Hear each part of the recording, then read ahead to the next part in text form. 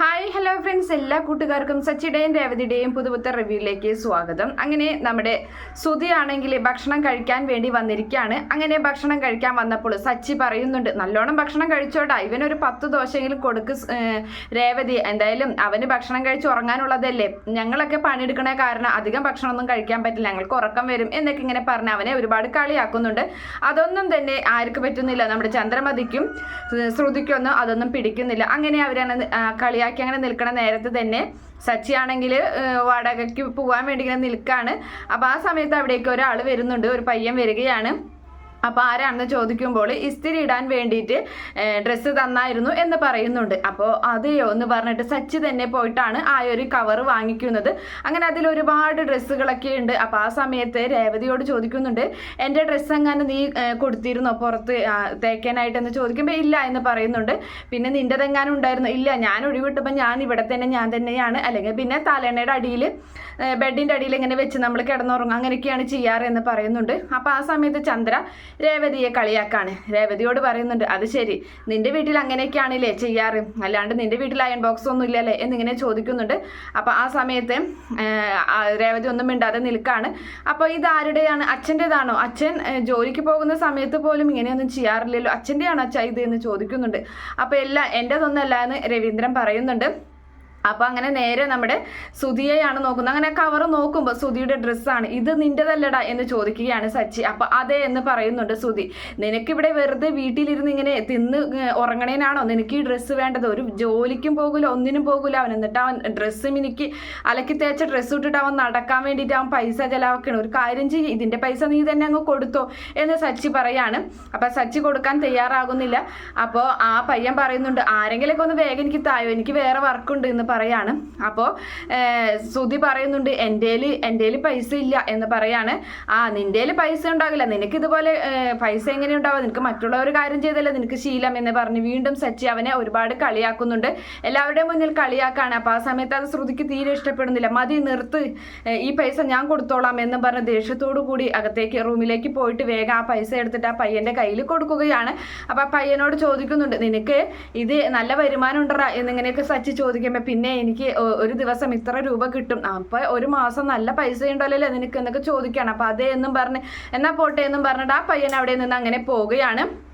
അങ്ങനെ അതിനുശേഷമാണെങ്കിൽ സച്ചി നമ്മുടെ സുധിയോട് പറയുന്നുണ്ട്, അതെ ഒരു കാര്യം ചെയ്യും, നീ ഈ വർക്ക് ഞാൻ കണ്ടെടുത്തോളം നല്ലതാണെന്നാണ് തോന്നുന്നത്, നല്ല വരുമാനം ഉണ്ടോ, നീ ഇങ്ങനെ വെറുതെ പാർക്കിൽ അവിടെ ചെന്ന് കിടന്നുറങ്ങുന്നതിനും നല്ലത് ഇതുപോലെ എന്തെങ്കിലും വർക്ക് നിനക്ക് ഏറ്റെടുത്തൂടെ, നിനക്ക് ഈ ഒരു വേണ്ട, അതിപ്പോൾ രേവതി ഇതേ പുറത്ത് ഒരു പൂക്കട ഇട്ടിട്ടുണ്ടല്ലോ, അതുപോലെ ഒരു ഇത് നീ അപ്പുറത്തും ഇട്ടാൽ മതിയടാ, അപ്പം നിനക്ക് അവിടെ നിന്നിട്ട് അയൺ ചെയ്തിട്ട് നിനക്ക് നല്ലൊരു വരുമാനം നിനക്ക് ഉണ്ടാക്കാൻ പറ്റും, എങ്ങനെ എന്ത് പറയുന്നു നീ എന്നൊക്കെ ഇങ്ങനെ സജ്ജി ചോദിക്കുകയാണ്.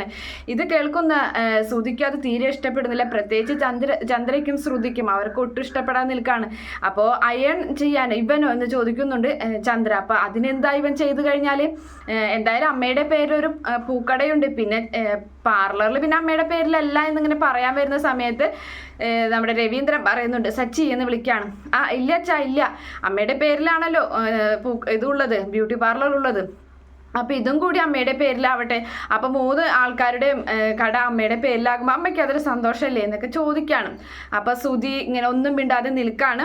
അപ്പോൾ പറയുന്നുണ്ട്, അതെ അവൻ എന്ത് ജോലി ചെയ്യണം എന്ത് ജോലി ചെയ്യണ്ടെന്നൊക്കെ സുധിക്ക് അറിയാമെന്നൊക്കെ പറഞ്ഞ് ശ്രുതി ഇങ്ങനെ ദേഷ്യപ്പെടുന്നുണ്ട്.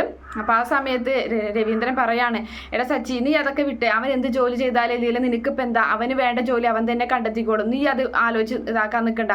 അല്ല വെച്ചാൽ ഞാൻ നല്ലൊരു കാര്യം പറഞ്ഞു കൊടുത്തതല്ലേ, ഇത് നല്ലൊരു ഇതാണ്, അതുകൊണ്ട് തോന്നിയതുകൊണ്ട് ഞാൻ പറഞ്ഞതാണ്, വെറുതെ നടക്കുന്നതിനും ഭേദമാണല്ലോ എന്നിങ്ങനെ നമ്മുടെ സച്ചി പറയണേ. എന്തുട്ടെങ്കിലും ആയിക്കോട്ടെ, ഞാൻ പോവാണ് രേവതി, ഞാൻ പോകണിട്ടാ എന്നും പറഞ്ഞ് വേഗം തന്നെ അവിടെ നിന്നും സച്ചി വാടകയ്ക്ക് അങ്ങോട്ട് പോവുകയാണ്. അപ്പം രേവതി ഒന്ന് ചിരിക്കുന്നുണ്ട് കേട്ടോ ഇങ്ങനെയൊക്കെ സംസാരിക്കണേ കേൾക്കുമ്പോൾ. അപ്പം ആ ചിരി അങ്ങ് തീരെ ഇഷ്ടപ്പെടുന്നില്ല ആർക്ക്, നമ്മുടെ ചന്ദ്രയും ശ്രുതി ഇങ്ങനെ കണ്ണ് തുറപ്പിച്ച് നോക്കുകയാണ്. അപ്പം ചന്ദ്ര പറയുന്നുണ്ട്, ഈ നാശം പിടിച്ചവൻ ഇവിടെ ഉള്ളിടത്തോളം കാലം ഒരു സ്വസ്ഥത ഉണ്ടാവില്ല, ഒരു സമാധാനം ഉണ്ടാവില്ല എന്നിങ്ങനെ പറഞ്ഞിങ്ങനെ നിൽക്കാണ്. അങ്ങനെ ആ സമയത്ത് വാ മോനെ ചായ കുടിക്കാമെന്ന് ശ്രുതിയോട് പറയുമ്പോൾ ശ്രുതി പറയുന്നുണ്ട് വേണ്ട, എനിക്ക് വേണ്ട എന്നും പറഞ്ഞ് അവിടെ നിന്ന് പിണങ്ങിയ പോലെ രീതിയിൽ പോവാണ്. അപ്പം ശ്രുതിയും വിളിക്കാണ്, കഴിച്ചിട്ട് പോയാൽ മതി ശ്രുതി എന്ന് പറയുമ്പോൾ വേണ്ട ശ്രുതി, ഞാൻ ഇല്ല എനിക്ക് വേണ്ട എന്നും പറഞ്ഞ് അങ്ങനെ നിൽക്കാണ്. അങ്ങനെ വേഗം തന്നെ അവൻ തൻ്റെ റൂമിലേക്ക് പോകുന്നുണ്ട്. അപ്പം ശ്രുതി പറയാണ്, എല്ലാവരുടെയും മുന്നിൽ നിങ്ങളിങ്ങനെ എല്ലാവരും അവന് എപ്പോഴും നിങ്ങളിങ്ങനെ ചെയ്തുകൊണ്ടിരിക്കുകയാണ്, എനിക്ക് ഇതിനൊക്കെ മറുപടി പറയാൻ അറിയാഞ്ഞിട്ടല്ല, ഞാൻ പിന്നെ അവൻ്റെ അത്രയും തരം താഴാൻ ഞാൻ തയ്യാറല്ല, അതുകൊണ്ടാണ് ഞാൻ മിണ്ടാതെ നിൽക്കുന്നത് എന്നിങ്ങനെ ശ്രുതി പറയുന്നുണ്ട് കേട്ടോ. അപ്പോൾ നമ്മുടെ ശ്രുതി പറയാണ്, പോട്ടെ അവൻ എപ്പോഴും അങ്ങനെ തന്നെയാണ്, അവനെ എൻ്റെ കൂടപ്പിറപ്പായി പോയല്ലോ, തള്ളിക്കളയാൻ പറ്റില്ലല്ലോ, ഏത് സമയത്ത് എന്നെ ഇങ്ങനെ കുറ്റപ്പെടുത്തിക്കൊണ്ടിരിക്കും, അതൊക്കെ എനിക്കൊരു ശീലമായിപ്പോയി, അത് പിന്നെ എൻ്റെ സ്വന്തം സഹോദരനാണ്, നീ ഒരിക്കലും അത് സഹിക്കേണ്ട ആവശ്യമില്ലല്ലോ എന്നിങ്ങനെയൊക്കെ ശ്രുതി പറയുന്നുണ്ട്. അപ്പം ശ്രുതി പറയാണ്, പോട്ടെ കഴിഞ്ഞതൊക്കെ കഴിഞ്ഞു, ഇതൊക്കെ കാരണം നിനക്കൊരു ജോലി ഇല്ലാത്തതാണ്, നീ ഒരു കാര്യം ചെയ്യ്, എത്രയും വേഗം ഒരു ജോലി കണ്ടെത്ത്, ഇന്ന് വൈകിട്ട് ഇങ്ങോട്ട് വരുന്നത് ഒരു ജോലിയുമായിട്ട്, അത് ജോലി കണ്ടെത്തിയിട്ടായിരിക്കണം, ഇതുകൊണ്ടാണ് എല്ലാവരും നിന്നെ കളിയാക്കുന്നത് എന്ന് പറയുമ്പോൾ ഉറപ്പായിട്ടും ഞാൻ കണ്ടെത്തിക്കോളാം ശ്രുതി എന്ന്. ഇത് എങ്ങനെ വേണമെങ്കിലും നീ എടുത്തു, ഇതൊരു എൻ്റെ ഒരു ഓർഡർ ആയിട്ടോ അല്ലെങ്കിൽ എൻ്റെ ഒരു കൽപ്പനയായിട്ട് എന്ത് വേണമെങ്കിലും നീ എടുത്തു, എന്തായാലും നീ ഇന്ന് തന്നെ ജോലി കണ്ടെത്തണം, എനിക്ക് അത്രയും ഇതാണ്, അപ്പോൾ എനിക്ക് പറ്റിയ ജോലി കിട്ടണ്ടേ ശ്രുതി എന്ന് ചോദിക്കുന്നുണ്ട്. എനിക്ക് നല്ല പഠിപ്പുണ്ടല്ലോ, അതിനനുസരിച്ച് ജോലി കിട്ടണ്ടേ, അതിനനുസരിച്ച് ജോലി ഒന്നുമില്ലെങ്കിലും കുഴപ്പമൊന്നുമില്ല, ഇപ്പോൾ ഞാൻ എൻ്റെ ബ്യൂട്ടി പാർലർ ഇപ്പോൾ ഒരു തൊഴിലാളിയെ പോലെയല്ലേ പണിയെടുക്കുന്നത് എന്ന് ചോദിക്കുന്നുണ്ട്.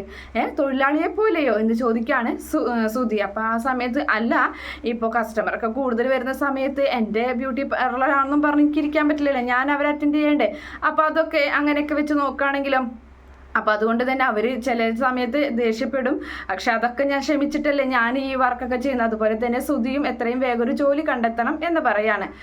അങ്ങനെ ശരി എന്നും പറഞ്ഞ് ശ്രുതി അവിടെ നിന്നും ഇറങ്ങുകയാണ്. അതിനുശേഷമാണെങ്കിൽ ശ്രുതിയാണെങ്കിൽ ശ്രുതി പറഞ്ഞ ആ ഒരു വാക്കൊക്കെ ആലോചിച്ച് നടക്കുകയാണ്, ഇന്ന് തന്നെ ഒരു ജോലി കണ്ടെത്തിക്കൊള്ളണം, ഇതെൻ്റെ ഓർഡർ ആയിട്ട് വേണമെങ്കിൽ നീ എടുത്തോ എന്നൊക്കെ പറയുന്ന ആ ഒരു ഭാഗം, ആ ഒരു കാര്യം ആലോചിച്ച് ഇങ്ങനെ ശ്രുതി നടക്കുന്നുണ്ട്.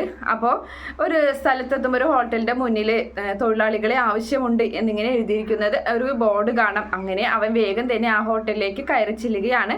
അപ്പോൾ ആ സമയത്ത് എന്താ വേണ്ടത്, ഒരാളെ ഉള്ളൂ എന്ന് ചോദിക്കുന്നുണ്ട്. അപ്പോൾ അതെ ഞാൻ ഒരാളെ ഉള്ളൂ, എന്നാൽ അങ്ങോട്ട് ഇരുന്നു ഭക്ഷണം കൊണ്ടുതരാമെന്ന് പറയുന്നുണ്ട്.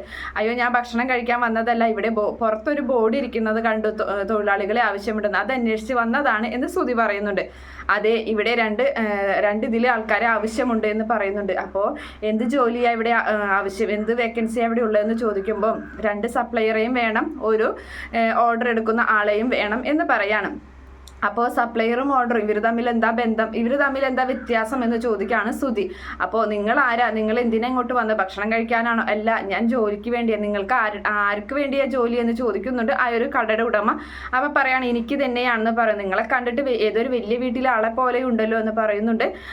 അപ്പോൾ നിങ്ങൾ നല്ല പഠിപ്പൊക്കെ ഉള്ള ആളാണോ എന്ന് ചോദിക്കുകയാണ്. എന്താ അങ്ങനെ ചോദിച്ചതെന്ന് ശ്രുതി ചോദിക്കുമ്പോൾ, അല്ല കുറേ കലഞ്ഞു തിരിഞ്ഞ് പഠിപ്പൊക്കെ ഉള്ള ഒരു ജോലി ഇല്ലാതെ വരുമ്പോൾ അവസാനം ഇങ്ങനെയൊക്കെ വന്ന് വരാറുണ്ട്, അതുകൊണ്ട് ചോദിച്ചതാണ് എന്ന് ആ ഒരു കട ഉടമ പറയുന്നുണ്ട്. അപ്പോൾ ആ സമയത്ത് ഇവിടെ എന്ത് ജോലിയാണ് സത്യത്തിലുള്ളതെന്ന് പറയുമ്പോൾ 2 സപ്ലയർ എന്ന് പറഞ്ഞു കഴിഞ്ഞാൽ അതായത് കിച്ചണിൽ നിന്ന് സാധനങ്ങൾ ഓർഡർ പ്രകാരം അവരുടെ ടേബിളിലേക്ക് എത്തിച്ചു കൊടുക്കുക, അതാണ് സപ്ലയർ എന്ന് പറഞ്ഞാൽ. പിന്നെ ഓർഡർ എന്ന് പറഞ്ഞാൽ വരുന്ന കസ്റ്റമേഴ്സിന് എന്താ ആവശ്യമുള്ളതെന്ന് ഒരു കടലാസിൽ എഴുതി അത് അവിടെ കൊണ്ടു കൊടുക്കണം, അതാണ് ഓർഡർ എടുക്കണമെന്ന് കാര്യമൊക്കെ പറഞ്ഞു കൊടുക്കണം. ഓ അതായിരുന്നില്ലേ, അപ്പോൾ എല്ലാവരെയും എന്തായാലും കാണേണ്ടി വരും എന്നിങ്ങനെ. അപ്പോൾ അവനൊരു ചെറിയൊരു നാണക്കേടും കാര്യങ്ങളൊക്കെ ഉണ്ട് ശ്രുതിക്ക്. അപ്പോൾ ആ സമയത്ത് എത്ര സാലറി കൊടുക്കുമെന്നൊക്കെ ചോദിക്കുകയാണ്. നിങ്ങൾ എന്തിനു വന്നതാ ശരിക്കും, നിങ്ങളിപ്പോൾ സാലറി ഒക്കെ ചോദിക്കേണ്ട ആവശ്യം, നിങ്ങളിപ്പോൾ ഇവിടെ ജോലിക്ക് നിന്നില്ലേ, എനിക്ക് കുഴപ്പമൊന്നുമില്ല എന്നൊക്കെ ആ ഉടമ പറയുന്നുണ്ട്. അയ്യോ അങ്ങനെ പറയില്ലേ, അല്ല സാലറി എത്ര കിട്ടും എന്ന് പറഞ്ഞിട്ട് വേണമല്ലോ ജോലിക്ക് നിൽക്കാനായിട്ട്, നിങ്ങൾക്കിപ്പോൾ ഇതിൽ ഏത് ജോലിയാണ് വേണ്ടത് എന്ന് ചോദിക്കുമ്പോൾ എന്തായാലും സപ്ലയർ ആയിട്ട് വേണ്ട, എനിക്ക് ഓർഡർ എടുക്കുന്ന ആളായിട്ട് മതി, ഏതൊക്കെ സമയത്താണ് ഡ്യൂട്ടി എന്നൊക്കെ ചോദിക്കുന്നുണ്ട്. അപ്പം രാവിലെ 10 മണിക്ക് വന്നു കഴിഞ്ഞാൽ രാത്രി 10 മണിക്ക് അവിടെ നിന്ന് പോകാൻ പറ്റുള്ളൂ എന്ന് പറയുന്നു. അയ്യോ 12 മണിക്കൂർ ഡ്യൂട്ടിയോ എന്ന് ചോദിക്കുന്നുണ്ട് ശ്രുതി. അതിനെന്താ 12 മണിക്കൂർ ഡ്യൂട്ടി തന്നെ പറ്റുമെന്നുണ്ടെങ്കിൽ മതി എന്ന് പറയുമ്പോൾ ശരി എന്തായാലും ഓർഡർ എടുക്കുന്ന ജോലി എനിക്ക് തന്നാൽ മതി എന്ന് പറഞ്ഞിട്ട് അങ്ങനെ അയാൾ പറയുന്നുണ്ട്, സാലറി ഒക്കെ പിന്നെ പറയാം, എന്തായാലും നിങ്ങൾ നിന്ന് നോക്ക്, 3-4 ദിവസത്തെ വർക്ക് നോക്കിയതിന് ശേഷം നിങ്ങളുടെ സാലറിയും കാര്യങ്ങളൊക്കെ ഞാൻ തീരുമാനിച്ച് ഞാൻ പറയാമെന്ന് അയാൾ പറയാണ്. അങ്ങനെ ആ ഓർഡർ ബുക്ക് അവൻ്റെ കയ്യിൽ കൊടുക്കുന്നില്ല. ഇപ്പം തന്നെ നിൽക്കണോ എന്ന് ചോദിക്കുമ്പോൾ ഇപ്പം തന്നെ എടുത്ത് തുടങ്ങിക്കോ, ഒന്ന് പരിചയം ആയിക്കോട്ടെ എന്നും പറഞ്ഞിട്ട് ആ കട ഉടമ അങ്ങോട്ട് പോവുകയാണ്.